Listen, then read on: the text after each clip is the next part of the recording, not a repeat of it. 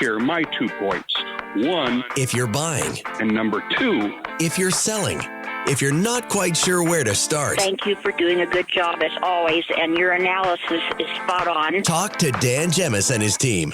Find them at dangemus.com. And now, filling in for Dan Gemus, your host, Joyce Blackmere.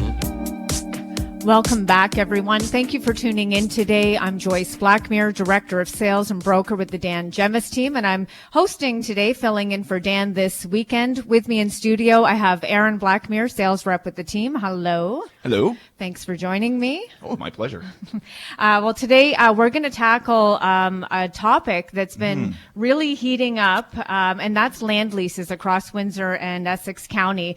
It's an issue that is affecting more and more homeowners, as you know, across Windsor Essex, especially those living in the mobile home communities. And for those of you who might not be too familiar with how these communities work, I just wanted to take a brief moment to sort of break that down. So many mobile modular home communities in our region sit on what's called leased land lease communities. This means the homeowner owns the structure, the home itself, but does not own the land that it sits on. So instead, they lease the land from a park owner or management company, and they pay a monthly land lease fee. So these fees typically cover things like road maintenance, snow removal, park amenities, things like that, kind of like a condo fee in a sense, but not the same. So in theory, it's a model that should help keep housing, reasonably affordable. I think that was the main idea when it started, yes. Now, in recent years, we've experienced this firsthand in our own work with buyers and sellers. Those monthly land lease fees have climbed dramatically, and in many cases, they've doubled, potentially more than doubled, or very close to it. That shift has thrown a wrench into what was once considered this affordable housing option. So that said, we're joined today by the Mayor of Essex, Mayor Sherry Bondy, who's been passionately advocating for change on this front, and who's been a strong advocate on many housing issues, actually, in our region. Mayor, thank you for joining us today. Thank you for having me cover this really important topic, and that was a really accurate recap. Good segue. Well, we appreciate you joining us, and this is a topic that has been discussed in our office. It's been a topic that we've discussed with buyers and sellers, and challenges that we've had to overcome. So, it is nice to have a conversation about this. It is, and it's been an ongoing conversation at Essex Council. Councillor Kimber Beek has been, she's the Ward 2 rep in McGregor, which hosts Hidden Creek, and that's the one that we're seeing the bigger increases.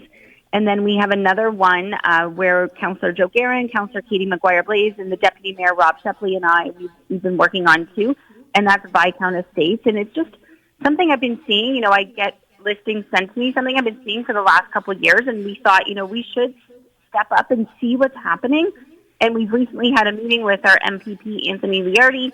So now I feel like everybody is, on the same page, and we're going in the same direction to try to help these homeowners. Yes. So you've been very vocal recently about the rising costs of the land leases, and they are a staggering jump. Can you walk us through what's happening from your side of things? Like we were showing property in one of the parks the other day, and we did find a letter that Anthony Liardi put out. So that's good to see. So there's proactive steps being taken. Can you just sort of walk us through what's happening on that side? Sure. So, we've noticed this. So we started, we look at the listings, and then I started actually keeping track this year. I started keeping track in March, and I would see that the homes weren't selling. And so I know that, I just sold a house, for example. I paid $60,000 for it, 2014, listed it for $179,000, sold it over $200,000. So I know that homes in the $200,000 mark generally don't last long on the market. And these communities, pre-2022, I would say, were really fast moving when the home sales went up. And they are more affordable housing because it is, the price point is, I would say, between $150,000 $250. Sure, some are on a little bit of the high end, but people have put money into them, so they're trying to recoup that money. So they haven't been selling. So we started, digging into, and I'm no lawyer, I'm no realtor, I'm just a mayor that wants to help people, especially people, that need the help. And I think this area really needs help right now, really needs awareness, and we all need to be educated, realtors, homeowners, and buyers especially. So, we sent a letter a year ago, didn't really get any traction. And then this time, we raised it at county council to ensure that every county councilor from, Leamington, Lakeshore, LaSalle, Essex, Kingsville, Amherstburg, Tecumseh, everybody is now aware of what could potentially be happening in their community. And that is that corporations, when somebody sells their home, they are almost doubling, in some instances, the land rent. And that, according to, what our MPP, Anthony Liardi, is saying, does not follow the Landlord-Tenant Act, because people need to make sure they're assigning their lease over to the new person.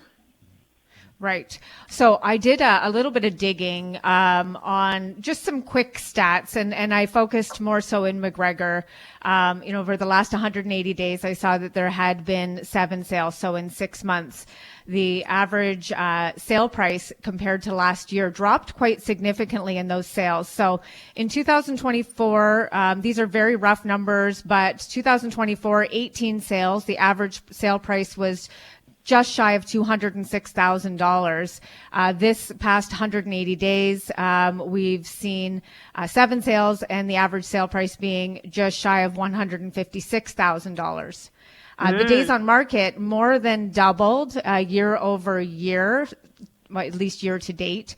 And so I saw 30 days on market as the average for 2024, and in the last 6 months, the average days on market has been 74. The list to sale price ratio also dropped. So we had seen just over 99% list to sale price ratio. So people were getting basically full asking or very close to, and that's dropped to 94%. I also took a look at the price decreases, and the average, not every single property needed a price decrease. Some of them just sold within the prescribed period. And in fact, a couple of them did sell over asking, but the majority of them had between 1 and 5 price decreases. Oh my gosh. And that includes cancels and relists. And the 1, 2, 3, 4, 5, 8 of them, 9 of them, sold under asking. And the days on market stretched between 62 and 500. So there's the one thing that I want to make mention of, though, is that, I don't know that we can necessarily pin this all on land lease fees. And then that's definitely a huge factor, but we're also in a slower market than we've been accustomed to. Buyer confidence is lower than it has been. So, but that's something that I was able to pull to, just sort of help rationalize what your concerns are. Wow, that is some interesting data. I'm going to have to make sure I find the podcast of this later and write some notes. Thank you for pulling that. Yeah, that was kind of, what I was seeing, this same kind of trends. And I do know it's a little bit more challenging from what I'm hearing to get a mortgage on a land lease property. But it's going to be especially challenging getting a $200,000 mortgage, then having to qualify for $895 in land rent, and then another $140 in, it's called maintenance fee now, plus municipal taxes. And I do know that, municipal taxes have gone up. I'm not going to sugarcoat that. But I've actually looked at Town Hall. We can look at a property, if it's, 84 Cherry, and I'm just pulling a number. We can look at a property at the roll book, see what it's valued at, times that by the tax rate. And the taxes in most areas are between $800 and I would say $1,500. So even if the town of Essex doubled taxes, that's not where the land rent increase is coming from. I want to make sure that people know that it's not municipal taxes that are causing this issue, because the taxes in there are only going up gradually. The other thing we're seeing is a lack of investment for the new increase. Sure, we all know that prices are going up and that costs are going up and that infrastructure needs to be repaired. But residents are, you can expect an increase when something changes. But the drastic increase without the paired investment, that's where residents are saying, hey, I'm paying a lot more and I'm not getting a bang for my buck. Right. Yep. And I also found as well that with that $895 land lease, that tends to take out about $150,000 of your purchasing power as well. So, that's $150,000 right there for the land lease coverage. And then you have a mortgage on top of that, plus everything else you were saying. Wow. Yeah. Wow. That's great to have you both look into information like that for us. So according to what our MPP is saying, he's saying, like, say I have one and I want to sell it to you. I have to assign my lease to you. Then it goes up $50 a month. So, and I don't know how easy that is. I don't know how much that will stick. And then the landlord-tenant board has, a period to fight that, and then to justify on their end why it shouldn't go, say, from $450 to $500. It should go from $450 to $895. So we need a test case is really what we need. We need somebody to sell their home right now and assign that tenancy and see if the landlord-tenant board can actually fight that and win. My guess is they can't. Yeah, that's a tough one. And that, we do need to see some sort of, like you say, somebody test that, figure that out. So you're pushing for this change. What, in your opinion, what does this look like? Just reverting back to the $50 transfer, or the $50 land lease increase on transfer, or what are your thoughts on that, Sherry? Mayor? Well, I think the $50 increase is very reasonable. And I do know that there's examples in I'll use the one in Viscount Estates. They're putting more money into the park. So they actually went to the landlord-tenant board before, like a couple of years ago, and they applied for an additional increase above and beyond, the 2% that all landlords are allowed. They're getting a 4.7%. So that was successful. I'd like to see all the realtors, become aware of what is happening and to talk this out with their clients. Also, I do believe that I have got, towns don't give legal advice on private matters. So I've kind of hit the end of the road on what I can do. But my job is to advocate to get the word out. But I have been told, by the town's legalese and lawyers, saying, people should be reaching out and getting legal advice, and you can get it from Legal Aid Ontario or in Windsor. I do have some contacts, so if people want to reach out to me.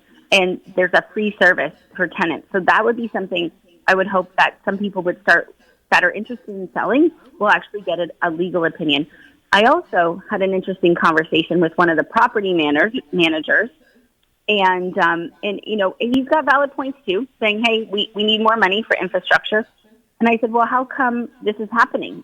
And his comment was, it's not our job to inform homeowners of their rights in the landlord-tenant board. And, that's not a really surprising answer. So, but maybe it's our job to get the word out there. I was just going to mention something about that because I'm really glad you're doing this, because when I have been working in that park, I have found a couple times when I went to list a property that the homeowners weren't even aware that their land leases had gone up. They thought they were still this amount and that they weren't only going up $50, so that was going to affect their sale. Nobody was aware of this, so they didn't really get word about it. Yeah, we have to keep doing what we're doing, and I don't believe that this is an Essex problem solely or an Essex County problem. I believe that this is probably an Ontario-wide, if not Canada, North America. Like, I've heard of this, happening all the time. So it's fighting up for standing up to corporate greed. We talk at the town, we talk at the county about affordable housing, and it's really hard to get developers and government grants to build new brick and mortar affordable homes. So if we're talking about affordable housing, that file, this is the low-hanging fruit. These homes are already built. We don't need subsidies or tax dollars or, anybody to come save, or build. We just need tenants or, the homeowners to know their rights. This is a quick win. We have like 400 homes in each of our parks in Essex. I printed flyers and I did flyers. It's over 800. So these are 800 homes we're talking about that we're losing in our affordable housing stock. Right. Wow. Yeah. Full transparency and communication with the owners would be a really super great start for sure. Mayor Bondy, thank you so much for shining you. light on this today. We really appreciate Yes, absolutely. opening up the conversation a little bit deeper so that more people are aware. And if you have questions about, how land leases work or about any of the parks, you can always reach out to our team. We're happy to help. 519-566-5565.